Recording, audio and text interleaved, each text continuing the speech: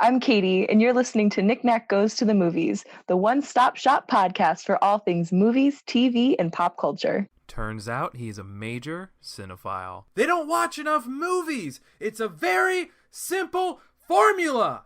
And here we go. Well, I can't kick off with Scream, the first 2022 movie, just yet. We will have a guest joining us when we do that. I instead want to talk about the latest from, well, I viewed at least on Disney+, and I waited for on demand. I didn't need to go to theaters. It takes a special Disney movie to get me to theaters. Yeah, maybe, this could have been like Luca. We'll get there. That's why you gotta listen to the episode, see how it all goes after all. But normally, I don't know what a special Disney movie will be just by looking at the trailers. I was intrigued, but, let's take this foray to see if this Encanto is strong or if it just has really good music. Because I will tell you, I have been listening to Surface Pressure for 2 days straight at work on Spotify before even watching this movie, and that song truly slaps. And one day I may have to update that Disney Music That Slaps list from the way back episode in 2020, one of our first few. It's a fan favorite episode. That is our second most listened to all time. So how about that? So if you have already listened to that episode, you can come on and proceed to the latest musical movie from Disney. So let's start with the actor stuff. You know how we do. Jessica Darrow, that Surface Pressure song is fire. We can't get enough of it. But besides that, if I had seen Brooklyn Nine-Nine, I'm sure I would know a bit more about Stephanie Beatriz. I feel like every clip from that show I see on TikTok, it comes my way, and I'm always enjoying it. But there are so many shows to watch on my list. The cast seems super fun, and she looks to be a big part of that. We actually have Marvel and DC show alums in both Renzi Feliz from Runaways, which I really want to get back to, and Diane Guerrero from Doom Patrol, which somehow, like Titans, I have just yet to start.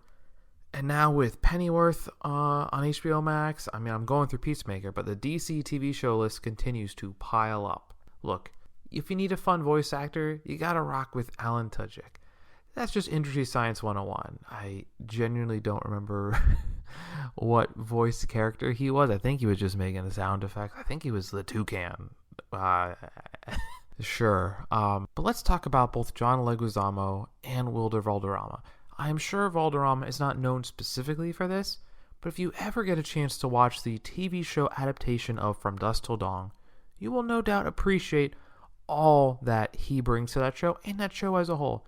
Yeah, it may not have the amazing name brand actors, the name branders, if you will, like Harvey Keitel, George Clooney, a surprising larger acting role for Quentin Tarantino, most people's first introduction to Salma Hayek, who we talked about, of course, in the Eternals episode, and of course, it has Danny Trejo, which is just perfect if it was just Danny Trejo in it. That's one of my favorite things about the Book of Boba Fett is that part where we have Danny Trejo.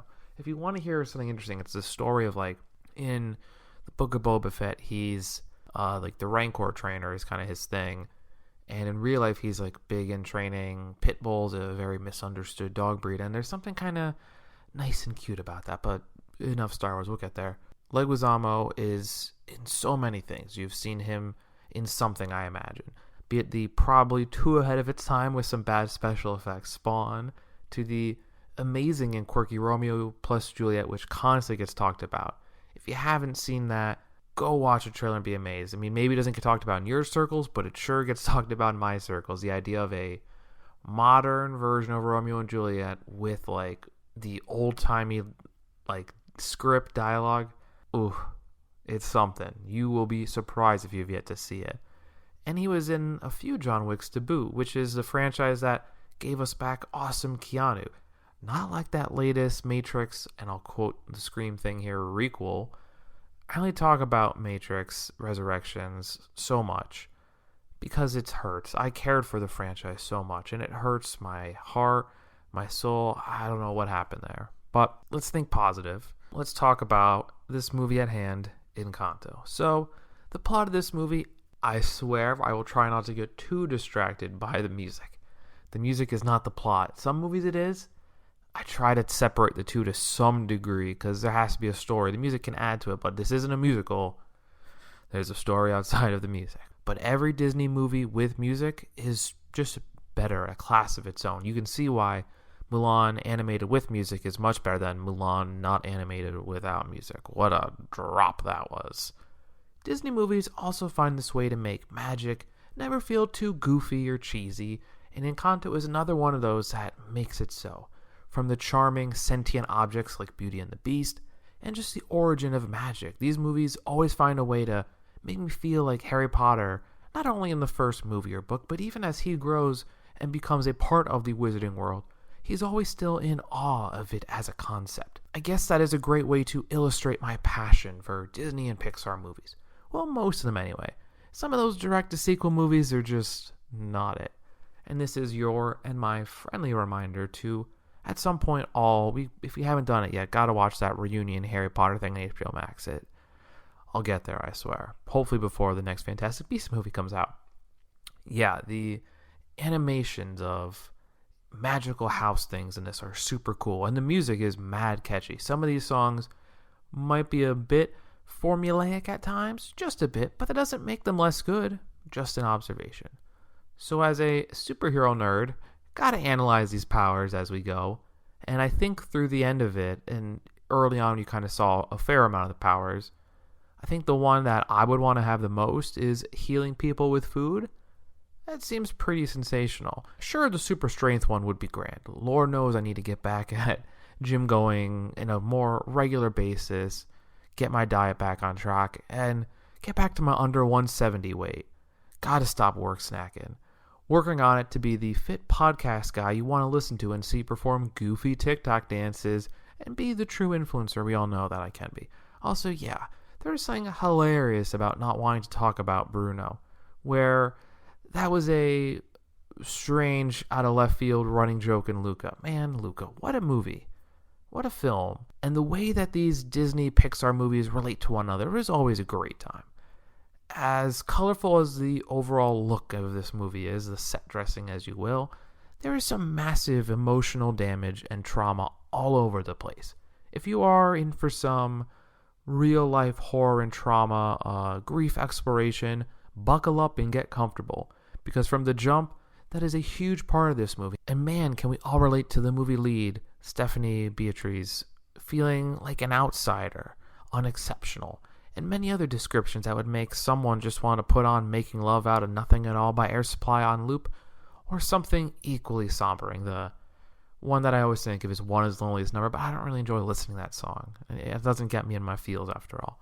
This movie crushes the sad, damaged parts, and having our leads flashback to this world this movie has, you walk up these stairs, you touch a candle, you get a fun magic door, and all the magic rooms in abundance. It seems like a pretty sweet thing, but, we get to see her ceremony and kind of this almost feels like the magic or the house rejects her. We know that that's not the case because the house is always rocking with our lead here. But it finds a great way to balance, the family celebration of, the new younger member of the family getting his gift. And somehow this kind of feels less like, the magic has ended for this line of family. And instead it's more like, is it something specific to her? You know what I mean? It's more personal and tough to feel like, she's not an outsider. Brutal to constantly, not being directly necessarily told to your face, but the gist is there of, you're not perfect or special, especially like, not being included in the family photo they take or these, big moments. It hits you and it feels like, ugh, right there. It's guttural. That being said, when we do get to see, we see the glowy doors, and that's cool, and there's some fun little pictures. I wonder if the people grow, if the doors drawings grow too. That would be an interesting question, I would say.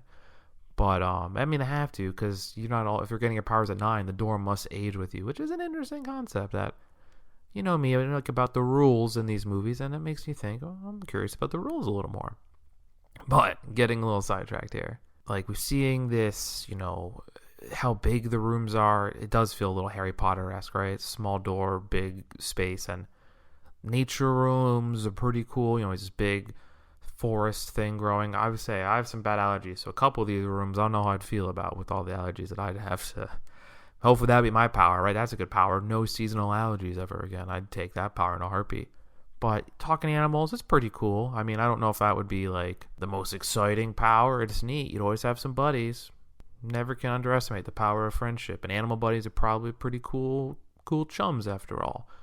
So, in the same way that I feel like I super relate to Epony in Les Mis, one of my favorite musicals up there with Sweeney Todd. I like him a little darker, me, dark and brooding Nick after all.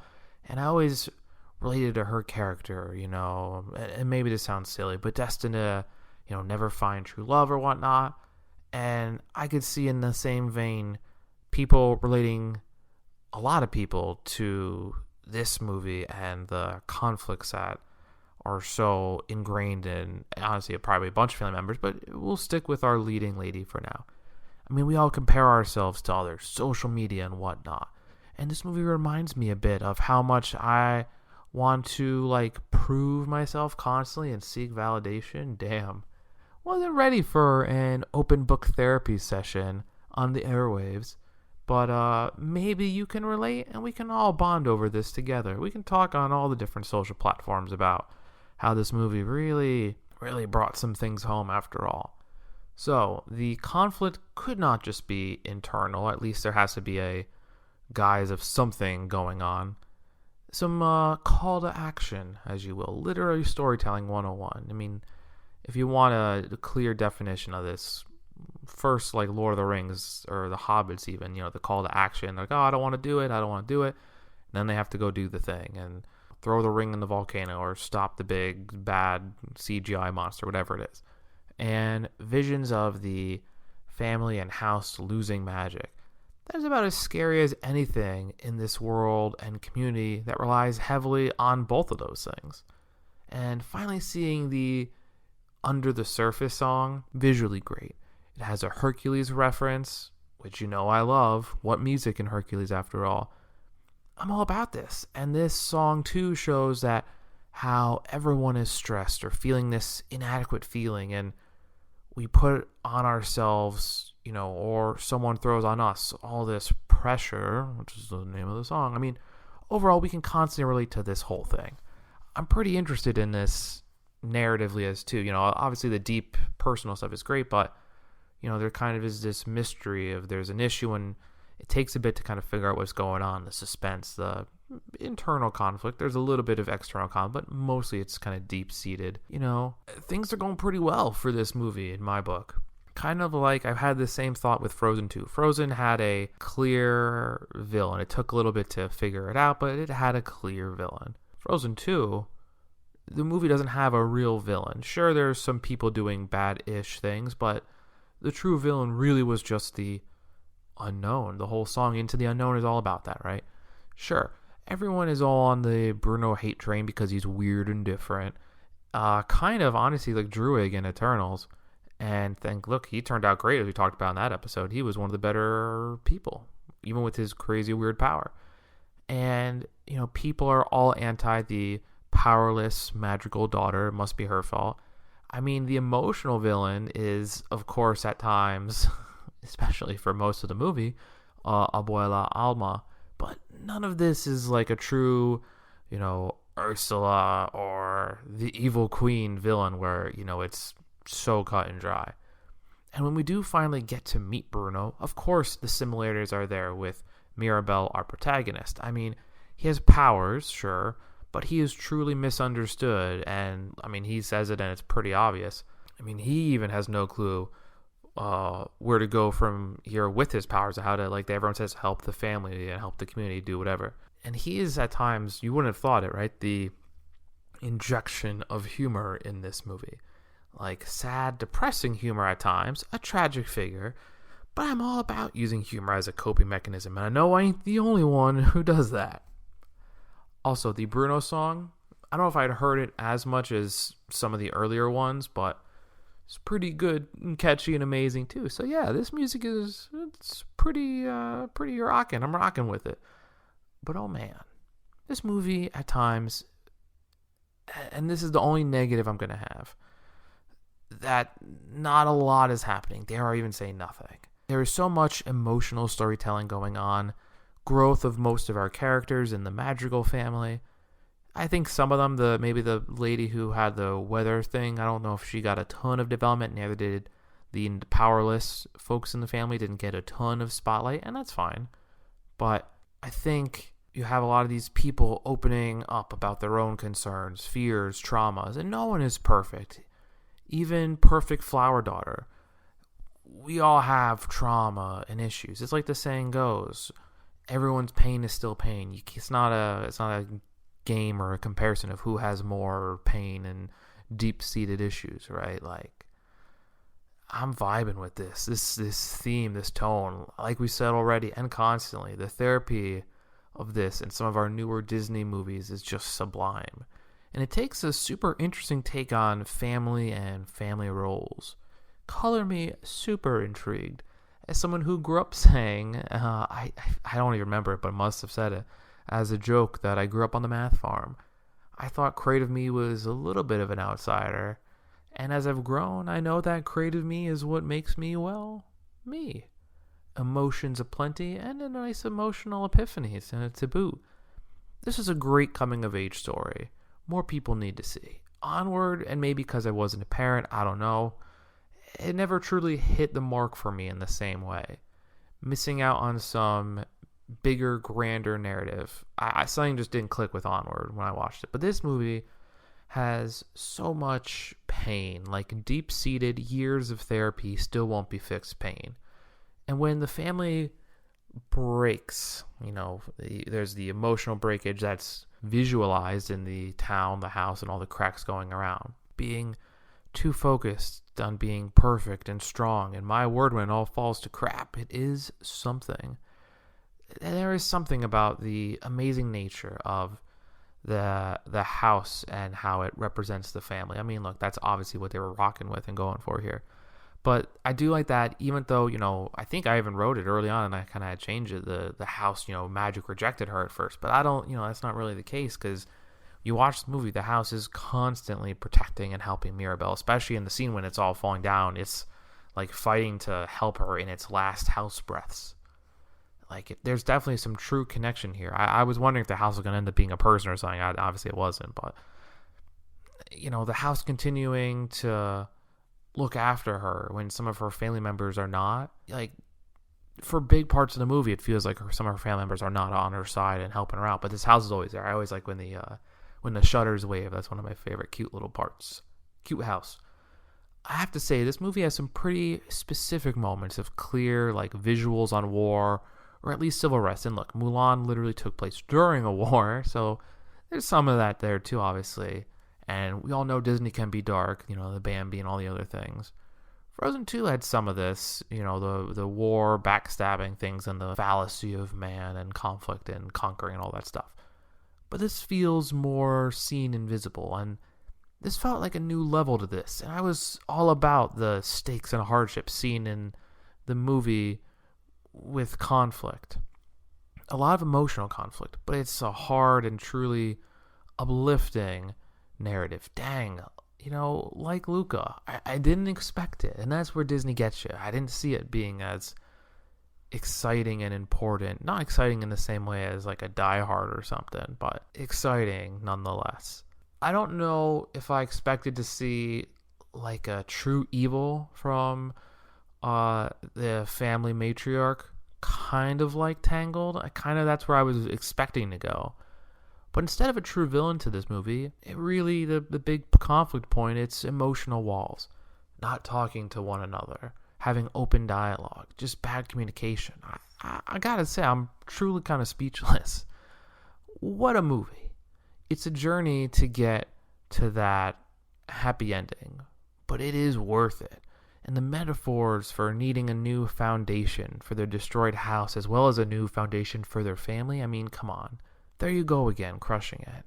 If a movie makes me cry at the end, yeah, it's a good one. It's a real one.